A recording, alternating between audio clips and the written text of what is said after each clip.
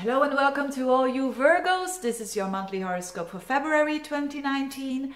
And let's get into it. First of all, you have a full moon. Your full moon once a year. It's happening in February. I'll start with that. There are three things actually that I want to talk about in general, and the full moon for you is one thing.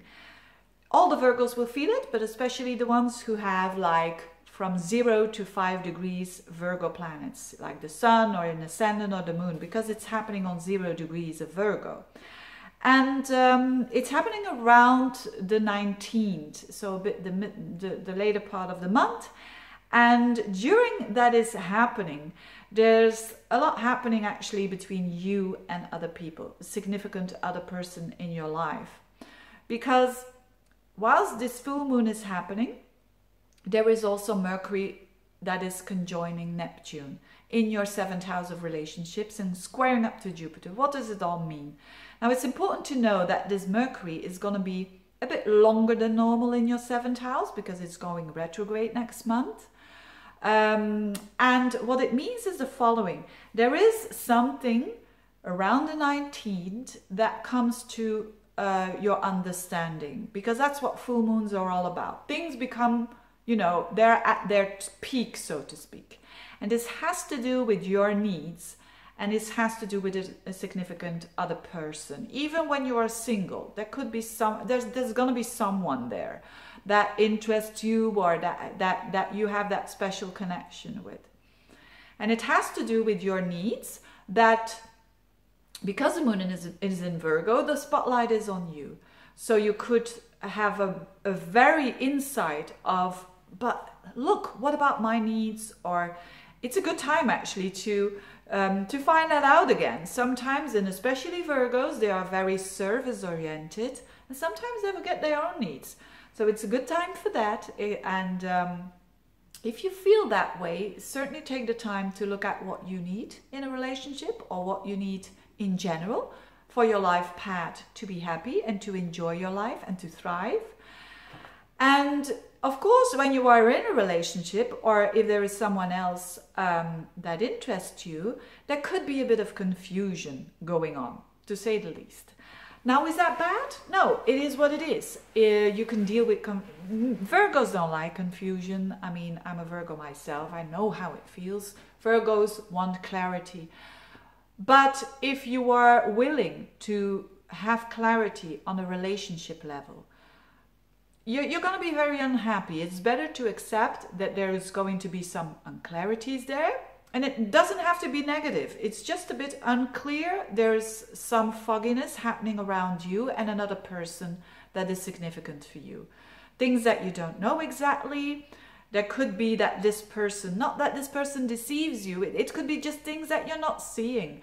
I remember when I was in a queue, and I had it was for administration, and I had a certain number, like let's say it's number 11, for instance, and on the screen it was number 9 and etc. And when it's your turn, you need to go to the administration, and it was my number appearing there, but because there were other numbers as well, I didn't see it, that it was my turn, until someone said to me, hey, shouldn't you be going? It's your number. And this is a bit what's going to happen with you. There might be something very clear standing in front of you and you're not seeing it, consciously or unconsciously. But whatever it is, stay relaxed, try to not force, because things will become clear. And that's after, you know, let's say the 3rd or the 4th week of March. Okay, so clarity comes if you have been unclear about the relationship, dear Virgos. Clarity is coming for sure, but more around the end of March. So because Mercury has to go backwards and forwards, so it's not the time to force things to be clear. You know, you may do that, of course. You may try to force things and want to know the truth, and that's what Virgo is all about. It's not going to work. It's actually you're suffering then. It's better to say, okay, about this person, things are so unclear, I cannot control this. Of course, if you can control things, fine. But mostly you won't be able to control this, and it's better then to wait it out and to let the universe unfold things in front of your nose, and you will be ready to see when you're ready to see. And on a positive level, it's very good to understand other people, to be gentle. When you work with other people one-on-one, it could be a very spiritual energy, that you understand them, but have the feet on the ground in relationships, okay? And normally that won't be any problem for you.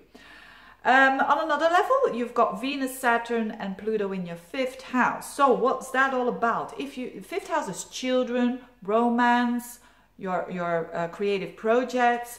If that has been a bit tough for you, there's more smoothing energy coming in with Venus there. So still tough in a way. So for children, for instance, you need to discipline them, especially when they're under, 18, so to speak. You need to be very going by the book, so to speak, because Saturn and Pluto is there. But now with Venus, it seems like there's a gentleness and a more peaceful energy flowing in as well. And that is beautiful.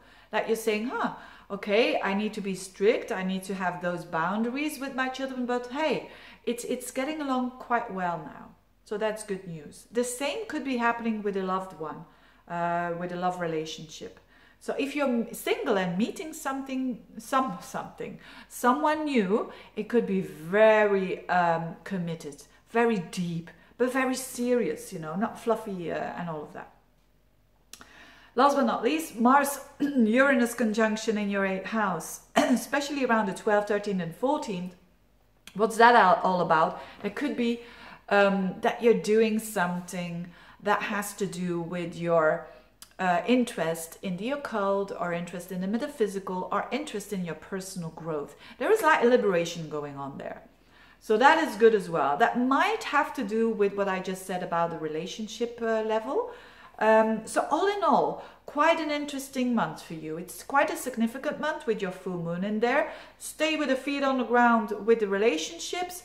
And if things are not clear, it's coming. It's coming. Be a bit patient, okay?